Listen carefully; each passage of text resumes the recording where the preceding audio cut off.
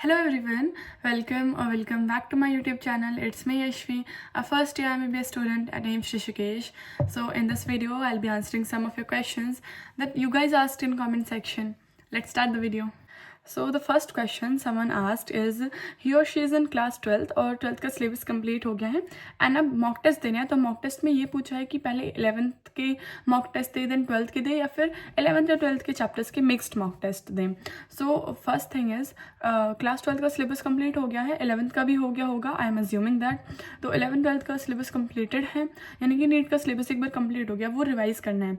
सो revision में revise करना from weakest to strongest, यानी कि जो चैप्टर्स वीक हैं जिनमें डिफिकल्टी फेस होती है उन चैप्टर्स को पहले रिवाइज करो. देन जो स्ट्रॉन्ग चैप्टर्स हैं उन्हें बाद के लिए रखो. उनको कम टाइम में दोगे तो चलेगा, लेकिन इनिशियल में थोड़ा एनर्जी के साथ रिवीजन होगा तो वीक चैप्टर्स पे ज़्यादा टाइम लगाऊँ. देन मॉक टेस्ट ऐसा भी कर सकते हो कि पहले 11th के चैप्टर्स को दो, देन 12th के चैप्टर्स का मॉक टेस्ट दो, या फिर 11th एंड 12th के मिक्स्ड चैप्टर्स का मॉक टेस्ट दो. लाइक 2 चैप्टर 11th के आ गए, 2 चैप्टर 12th के आ गए, ये और बेटर होगा. लाइक इससे 11th का भी कुछ पोर्शन रिवाइज होता रहेगा एंड 12th का भी रिवाइज होता रहेगा. तो अगर तुम्हें मिक्स्ड मॉक टेस्ट ऐसे 11th 12th के चैप्टर्स के मिक्स्ड टेस्ट पेपर्स मिल रहे हैं देन तुम्हें उन्हें दो, वो और भी अच्छे होंगे. Otherwise 11th and 12th separate देने में भी कोई इशू नहीं है.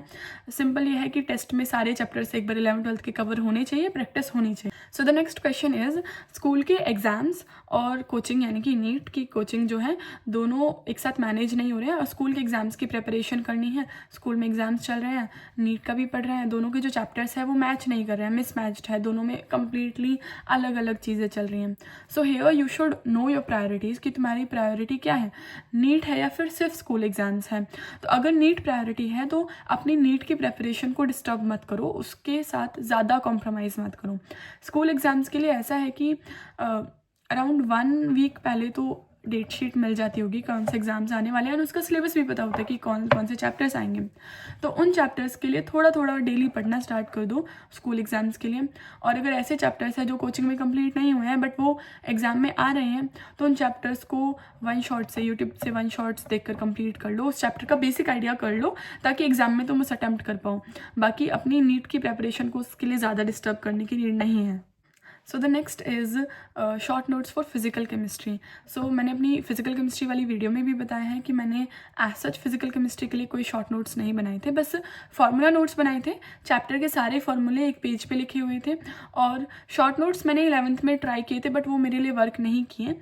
इसलिए मैंने अपने जो नोट्स थे, जो मेन क्लास के नोट्स बनाए हुए थे, उन्हीं में चीज़ों को हाईलाइट किया हुआ था एंड इम्पॉर्टेंट चीज़ें आउट ऑफ मतलब जो नोट्स में नहीं है एनसीईआरटी में से चीज़ें मिली हैं या फिर टेस्ट में मिस्टेक्स हुई हैं वो नोट्स में ऐड कर ली थी. तो एज सच सेपरेट मेरे पास फिजिकल केमिस्ट्री के नोट्स नहीं थे. The only thing I did for physical chemistry was formula notes. और टेस्ट के लिए जब पढ़ना होता था तो अपने नोट्स को ही पढ़ लेती थी, उसमें 3-4 बार 5-6 बार जितनी बार भी नोट्स पढ़े तो आइडिया हो जाता था कि इसमें ये इंपॉर्टेंट चीज़ें हैं वही. सो समवन आस्क्ड कि मेहनत तो करना चाहते हैं बट होती नहीं है, कुछ मोटिवेशन चाहिए. सो आई डोंट थिंक अगर तुम मेहनत करना चाहते हो तो तुम्हें अलग से किसी मोटिवेशन की नीड होगी, बिकॉज अब तुम नीट के लिए प्रिपेयर कर रहे हो, किसी भी एग्ज़ाम के लिए प्रिपेयर कर रहे हो तो तुम्हारे पास मोटिवेशन है कि तुम्हें इस एग्ज़ाम को क्लियर करना है, डॉक्टर बनना है, अपना गोल अचीव करना है. तो एक अलग से अलग मोटिवेशन कोई नीड नहीं है कि एक्सट्रिंसिक डेली कोई मोटिवेशन का डोज चाहिए. यही मोटिवेशन होनी चाहिए कि अपना ड्रीम अचीव करना है, अपने पेरेंट्स का सपना पूरा करना है, अपना सपना पूरा करना है. इसके the next question was about physics. किसी ने पूछा है कि MR सर के जो नोट्स के क्वेश्चन हैं क्या वो मैं लिखती थी नोट्स में और लेक्चर देखने में थोड़ा टाइम लगता है. देखो लेक्चर देखने में टाइम लगेगा, दैट्स नॉर्मल. ऑब्वियसली तुम अगर 1 घंटे 2 घंटे का जितना भी लेक्चर है उसे उससे कम टाइम में कंप्लीट करने की सोच रहे हो तो अगर कर सकते हो तो वो अलग चीज़ है, लेकिन नहीं होता, एक्स्ट्रा टाइम लगता है क्योंकि तुम्हें क्वेश्चंस भी सॉल्व करने हैं, देन पॉज करके थोड़ा समझना भी पड़ता है, नोट्स भी बनाने पड़ते हैं, टाइम लगता है. और रही बात नोट्स में क्वेश्चंस लिखने की, सो मैंने अपनी वीडियो में भी बताया था फिजिक्स के बारे में कि मैं नोट्स में क्वेश्चंस नहीं लिखती थी, बिकॉज अगर मैंने नोट्स में क्वेश्चन लिखा तो रिवाइज करते टाइम इन क्वेश्चन को प्रैक्टिस नहीं कर रही, फ़ायदा नहीं है. अगर नोट्स में क्वेश्चन लिख रहे हो तो उन्हें बाद में रिवीजन के टाइम प्रैक्टिस भी करना. मैं रिवीजन के टाइम प्रैक्टिस नहीं कर पाती थी इसलिए मैं नोट्स में क्वेश्चन नहीं लिखती थी. मैं नोट्स में सिर्फ कॉन्सेप्ट लिखती थी. लाइक क्वेश्चंस इनिशियल में जब पढ़ रहे हो तो क्वेश्चंस के थ्रू कॉन्सेप्ट भी सीखने को मिलेगा. So what I used to do कि जो क्वेश्चन है उसका कॉन्सेप्ट जो है वो मैं लिख देती थी, क्वेश्चंस नहीं लिखती थी। उसका कॉन्सेप्ट जो क्वेश्चन सॉल्व करने में ज़रूरत होगी वो लिख लेती थी सिर्फ। So the next question is how to avoid sleep and improve attention in classes post lunch. So I don't have any answer to this question because this is the thing I am personally struggling with now. Lunch के बाद की classes में बिल्कुल focus नहीं होता है and attention तो भूल ही जाओ और नींद आती है अलग से। So I don't have any answer to this question. अगर मेरे पास आएगा then I'll share it obviously, और अगर किसी को पता है इसको कैसे solve करो then they can tell me in the comment section because I also want a solution for this. So next thing is MR sir के जो 11th क्लास के लेक्चर्स है वो 2021 वाले लेक्चर्स हैं। मैंने भी अपनी 11th के टाइम पे वो 2021 वाले ही लेक्चर्स देखे थे। सो द थिंग इज़ कि वो 2021 वाले लेक्चर थोड़े ज़्यादा पुराने हैं, उनसे कोई प्रॉब्लम तो नहीं है। सो देखो अगर अभी लेक्चर्स को देख रहे हो तो आई डोंट थिंक कॉन्सेप्ट तो वही होंगे, पढ़ने में प्रॉब्लम नहीं आएगी।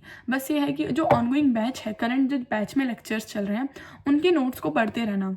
उससे ये होगा कि कोई अगर नई चीज़ टीचर्स पढ़ा रहे होंगे तो मिस नहीं होगी। अगर नई चीज़ पढ़ा रहे हैं देन उसे ऑनगोइंग बैच के लेक्चर से देख लो। तो ऐसा जो लेक्चर्स को अटेंड करने में कोई प्रॉब्लम नहीं है, बट ऑनगोइंग बैच के जो लेक्चर्स हैं उनके नोट्स को पढ़ते रहना और उसके साथ टच में रहना, ऐसे कंप्लीटली उसे मत छोड़ देना। सो द नेक्स्ट क्वेश्चन इज़ क्या ऑनलाइन PW से एम्स पॉसिबल है? So I am sitting in front of you, I am the example and I am not the only one. There are many examples you can get.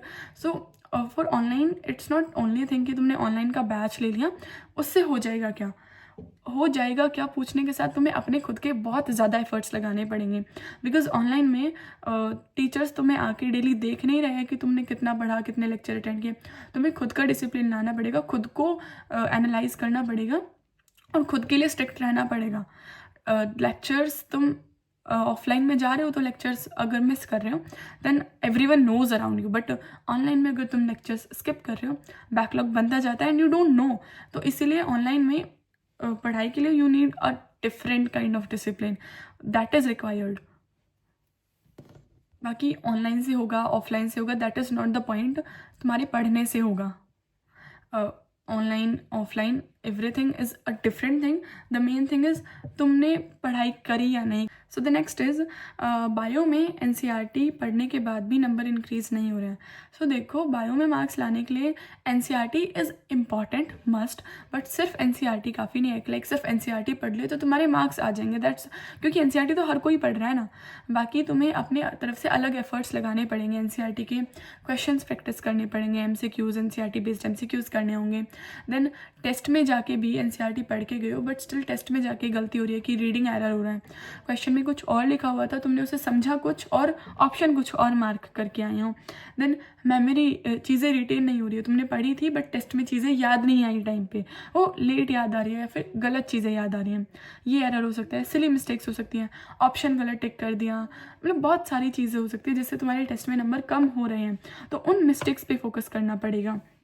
बाकी PYQs करना and जितने ज़्यादा हो सकते हैं NCERT based questions practice करो, इससे चीज़ें याद रहेंगी और NCERT दिमाग में जाएगी। सिर्फ NCERT पढ़ने से काम नहीं चलेगा, उसको अप्लाई भी करना पड़ेगा और समझना भी पड़ेगा और याद भी रखनी पड़ेगी। Next thing is about pyrexia. मैंने अपनी वीडियो अपलोड करी, then many of asked me मैंने पायरेक्सिया अटेंड क्यों नहीं किया एंड फर्स्ट ईयर वालों को अलाउड क्यों नहीं होता and all this. So this is not a thing कि अलाउड नहीं होता है ये सब।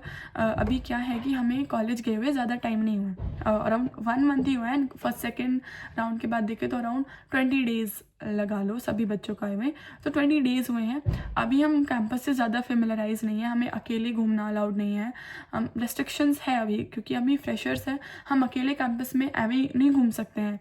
तो हमारे सेफ्टी, क्योंकि अभी पायरेक्सिया के टाइम पे बहुत ज़्यादा रश होगा तो हमारे सेफ्टी रीजंस की वजह से हमें ज़्यादा अलाउड नहीं किया हुआ है इधर उधर वंडर करना। पायरेक्सिया में पार्टिसिपेशन भी अलाउ नहीं किया फॉर आर सेफ्टी, इसीलिए हम सब अपने घर पे आ गए हैं एंड दोज बहुत ज़्यादा दूर के हैं वो वहाँ पे स्टे भी कर रहे हैं। जो वहाँ पे हैं उन्हें थोड़ा बहुत इधर उधर अंडर सुपरविजन लेकर जाएंगे बट ज़्यादा वंडर नहीं कर सकते, इसीलिए मैं अपने घर पे आ गई बिकॉज मुझे बहुत सारा काम भी था घर पे and I was missing my so next question is, test में स्कोर नहीं आता, लाइक मार्क्स कम आ जाते हैं और सेटिस्फैक्शन नहीं मिलता अगर मार्क्स से, तो नेक्स्ट टेस्ट देने का मन नहीं करता। तो देखो, अगर तुम्हारे 400 मार्क्स भी आ रहे हैं ना और वो इंक्रीज़ नहीं हो रहा है तो भी तुम्हें सेटिस्फैक्शन नहीं मिल रहा होगा। और अगर किसी के 600 मार्क्स आ रहे हैं और उसने एक्सपेक्ट ज़्यादा किए थे तो उसका भी मन उदासी होगा, उसे भी टेस्ट देने का आगे मन नहीं करेगा। दोनों केसेस में सेटिस्फैक्शन नहीं मिला ना अगर मार्क्स से, तो डिमोटिवेशन होता है, टेस्ट देने का मन नहीं करता। But the thing is you need to realise it practically, marks कम आए हैं उनसे तुम सीखो, वॉट यू टेस्ट को एनालाइज करो, क्या मिस्टेक्स की थी, देन थोड़ा रिलैक्स करो एंड नेक्स्ट टेस्ट के लिए और अच्छे से प्रिपेयर करो। मन नहीं करता, मन तो पढ़ने का भी नहीं करता, बट स्टिल पढ़ना पड़ता है।